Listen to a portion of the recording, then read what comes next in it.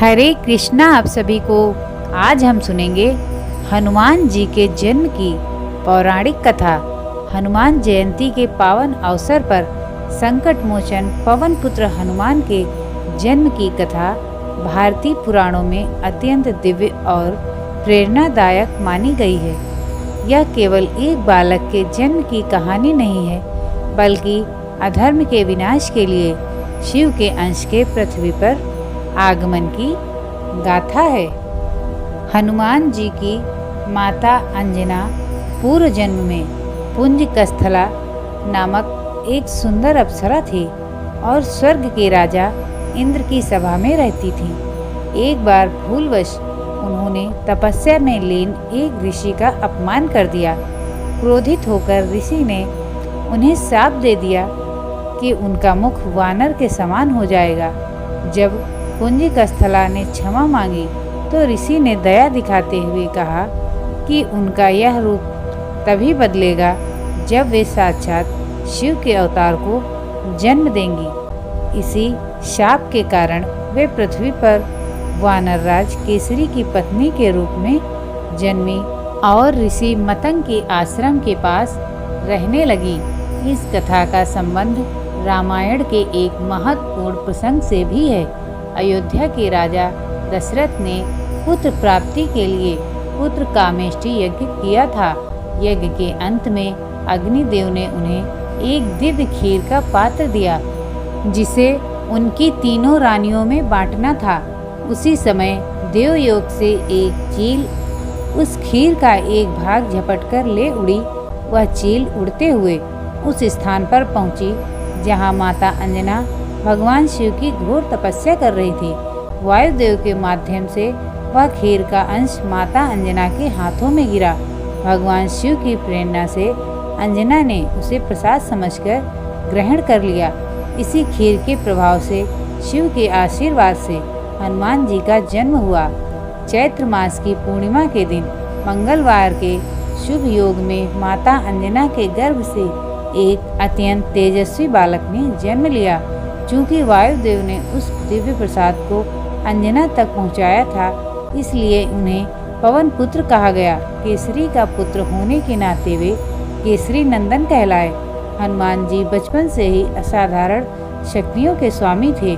जन्म के कुछ समय बाद ही उन्हें तीव्र भूख लगी। माता अंजना फल लेने गई थी। तभी बालक हनुमान की दृष्टि आकाश में चमकते हुए सूर्य पर पड़ी। उन्हें लगा कि वह कोई बड़ा लाल और मीठा फल है। वे एक ही छलांग में सूर्य को निगलने के लिए आकाश की ओर उड़ चले। जब बालक हनुमान सूर्य को पकड़ने के लिए आगे बढ़े तो उसी समय राहु भी सूर्य को ग्रहण लगाने के लिए वहां पहुंचा था। हनुमान जी को देखकर राहु घबरा गया और इंद्र के पास मदद के लिए गया। इंद्र ने जब एक बालक को सूर्य की ओर बढ़ते देखा तो उन्होंने उसे रोकने के लिए अपने अमोघ अस्त्र वज्र से प्रहार किया। वज्र के सीधे प्रहार से बालक की ठुड्डी हनु पर लगा, जिससे वे मूर्छित होकर पृथ्वी पर गिर पड़े। यह देखकर वायुदेव अत्यंत क्रोधित हो गए और उन्होंने पूरे ब्रह्मांड की वायु का संचार रोक दिया। चारों ओर हाहाकार मच गया। जीवन संकट में पड़ गया। तब ब्रह्मा जी और सभी देवताओं ने वायुदेव को शांत किया और बालक को पुनः जीवित किया। चूँकि उनकी ठुड्डी पर चोट लगी थी, इसीलिए उनका नाम हनुमान पड़ा। वायुदेव को प्रसन्न करने के लिए सभी देवताओं ने हनुमान जी को अजेय शक्तियाँ प्रदान की। ब्रह्मा जी चिरंजीवी का वरदान दिया और कहा कि कोई भी ब्रह्मपाश या अस्त्र इन्हें बांध नहीं पाएगा।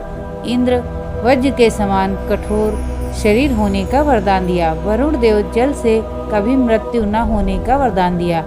यमराज यम के दंड से मुक्त रहने का आशीर्वाद दिया। इन्हीं शक्तियों के बल पर आगे चलकर हनुमान जी ने प्रभु श्री राम की सेवा की, लंका दहन किया और रावण के अहंकार का नाश करने में मुख्य भूमिका निभाई। हनुमान जयंती हमें यह सिखाती है कि भक्ति और शक्ति का सही संतुलन ही धर्म की रक्षा कर सकता है। हनुमान जी का जन्म केवल एक दैवी घटना नहीं है, बल्कि यह समर्पण, साहस और निस्वार्थ सेवा का प्रतीक है। आज भी भक्त उन्हें जागृत देव के रूप में पूजते हैं, जो अपने भक्तों के संकट को हर लेते हैं। तो बोलिए पवन पुत्र हनुमान की जय, केसरी नंदन की जय। अगर ये कहानी आपको अच्छी लगे तो वीडियो को लाइक और चैनल को सब्सक्राइब कीजिए। धन्यवाद।